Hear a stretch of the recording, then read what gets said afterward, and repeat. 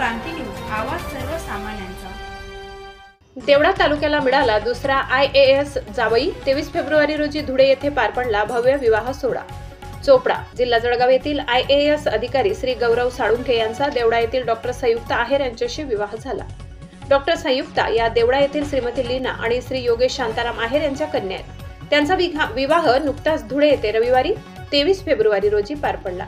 यापूर्वी कळवणचे माजी सहाय्यक जिल्हाधिकारी श्री विशाल नरवाडे यांच्या रूपाने देवळ्याला IAS जावई मिळाला होता। त्यात श्री विशाल नरवाडे सध्या मुख्य कार्यकारी अधिकारी जिल्हा परिषद धुळे या पदावर कार्यरत असून त्यांचा विवाह उपजिल्हाधिकारी श्रीमती तेजस्विनी प्रफुल्ल आहेर यांच्याशी जानेवारी 2024 मध्ये नाशिक येथे भव्य समारंभात पार पडला। श्रीमती तेजस्विनी या देवळा येथील श्रीमती जयश्री आणि श्री प्रफुल्ल बापू परसराम आहेर यांच्या सुकन्या। या दोन्ही जोडप्यांचे देवळ्यातील सर्वोत्कृष्ट जोडप्यांपैकी एक म्हणून विविध क्षेत्रातील लोकांकडून कौतुक होत आहे आणि ही सर्व देवळाकरांसाठी अभिमानाची बाब आहे। सुशिक्षित मुली हीच खरी शुद्ध संपत्ती आहे, हाच आदर्श देवळातील पालकांनी समाजासमोर ठेवलाय। श्रीमती जयश्री व श्री प्रफुल्ल आहेर तसेच श्रीमती लीना व श्री योगेश आहेर यांनी बजावलेले पालकत्व बेटी बचाओ बेटी पढाओ या सरकारच्या व्हिजनला पूर्णपणे समर्पक ठरते आहे। महाराष्ट्र क्रांती न्यूज साठी प्रतिनिधी दादाजी हिरे, देवळा।